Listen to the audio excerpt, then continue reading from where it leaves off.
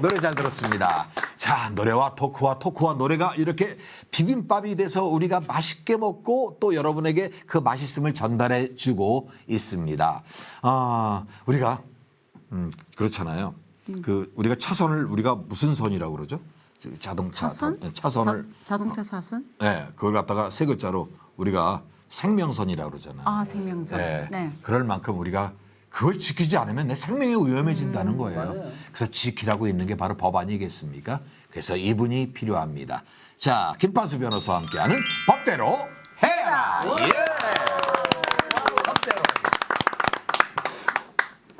안녕하십니까. 경찰 출신 변호사 김판수입니다. 네.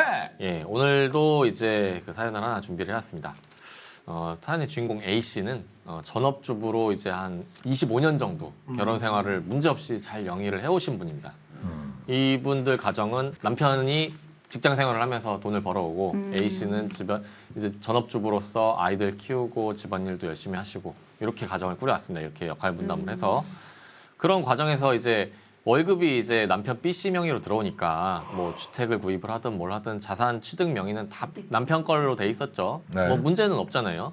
근데 그러다가 이제 남편이 뒤늦게 도박 바람이 들었습니다. 도박에 빠져서 가산을 많이 탕진을 한 거예요. 그러다 이제 그걸로 불화가 되다가 이제 이혼까지 하게 됐죠.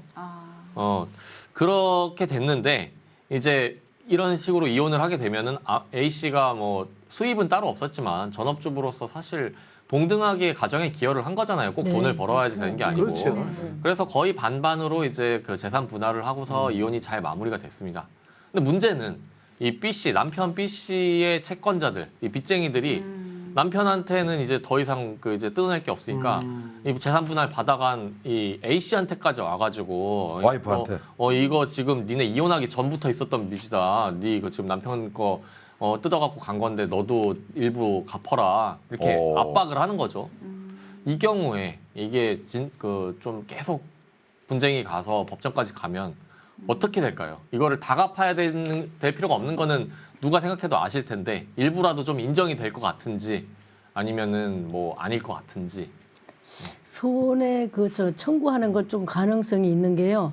그 부인이 남편하고 같이 경제 활동을 해가지고 같이 벌어서 재산이 형성이 됐으면 줄 필요가 없어요. 근데 부인은 경제 활동을 안 하고 남편이 수입만 가지고 재테크든 돈을 뭐 이렇게 많이 이제 만들었잖아요. 그래서 그게 가능하다고 생각하는데요, 조금.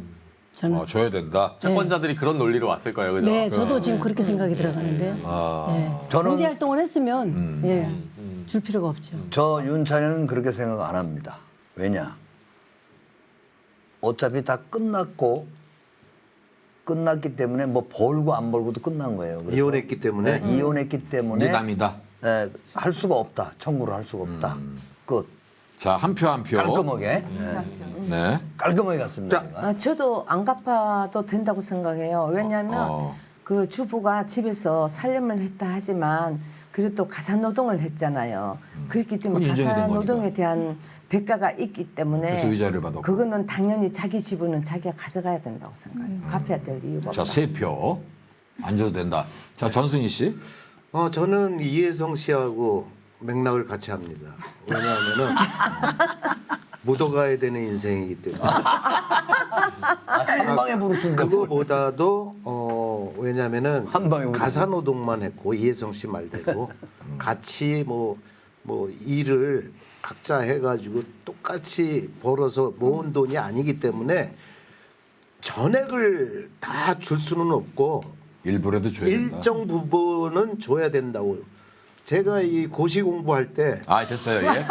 자, 고시원에서 그냥 돈 내고 잠만 자고. 비디오 보면서 고시텔에서 자, 2대 3이란 말이에요. 그럼 만약에 궁금합니다. 동미 씨까지 어느 편을 들을지 3대 3이 될지 2대 4가 될지. 제가 이 답을 얘기하기 전에 변호사님이 오늘 나오셨기 때문에 네. 도박 빚은 갚아야 되는지 안 갚아야 되는지. 그것도 맹점 있네. 야. 야 음, 예, 그 불법 원인 급여라고 해서 그런 그 논점이 있긴 있습니다. 도박 빚이라는 걸 알고서도 빌려주는 경우에는 이제 안 갚아도 되는. 안 갚아도 되는 판례가 기준이 있어요. 있긴 있습니다. 예. 네, 판례 근데 있어요. 보통 이런 경우에는 다른 데서 사채를 써갖고 이제 도박으로 이렇게 꼬라보는 거고. 거고 영화 그러니까, 예. 영화 타짜 같은 데서 보면 그 업장에서 아예 빌려주잖아요. 그렇죠. 그런 경우는 이제 말씀하신 것 같은 이슈가 있는 건데 오늘 사연은 그거는 약간 아니, 배제를 괜히 하고. 좋네. 그러면은 헤어지면 남남이잖아요. 그리고 등기부 등본상에 나와 있는 사람이 주인이에요. 예, 그러면은 재산 분할이 됐고 그 부인 앞으로 다 됐는 부분들은 손을 댈 수가 없죠. 그래 안 갚아줘도 된다는 뜻이죠. 근데 맞아요. 아니 그게. 고의적으로 맞아요. 고의적으로 안 부인 앞으로 다 해놨다 하더라도 안 갚아도 된다고 조금 줘야 생각합니다. 된다는 게 와이프가 그 경제 활동을 해가지고 같이 소득을 맞소. 줬으면 맞소. 안 줘도 돼요. 똑같이 분할해서. 근데 아니 안 했기 때문에. 잠깐만. 이미 여긴 다 끝났다. 아니 잠깐만. 뭔 말인지 왜냐하면은 전업주부라고 해서 돈을 벌지 않았는 것이 아니고 남편이 가사노동이잖아요. 돈을 벌어온 것을 가지고 재테크를 해서 건물도 가지고 재산도 증식을 했단 말이에요. 그러면은 부인이 사회생활을 했지 안 했어도 같이 함께 벌이를 했는 거나 같다고 저는 그리고 생각해요. 같은데 이제 네네. 청구하는 사람들은 그걸 노리고 하지 않았냐. 그렇죠. 저는 근데 저 일단 두 사람 자기 의견만 내세요. 다툴 필요 없어요. 아니 저번에 보니까 반전이 있더라고. 언제 알겠어요. 몇 주 전인지는 모르지만 자, 과연 민주주의 원칙에 따를까요? 지금 2대 4로 안 줘도 된다고 말씀들을 하시는데 과연 궁금합니다. 예. 그러니까 결론부터 말씀을 드리면은 변제하지 않아도 됩니다. 그렇죠. 않아도 되고 예, 이제 속았네. 예, 이제 감정적으로는 이게 우리나라 여기 계신 분들도 그렇고 법적인 거를 다 공부를 하고 생활을 하시는 게 아니잖아요.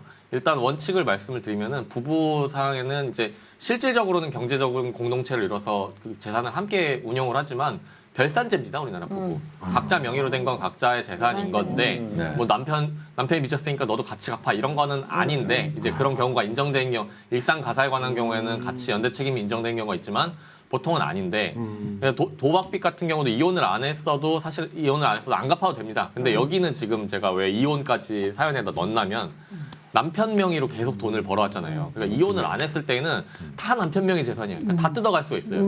근데 이혼을 하면서 반반 갈랐잖아요. 남이니까. 예.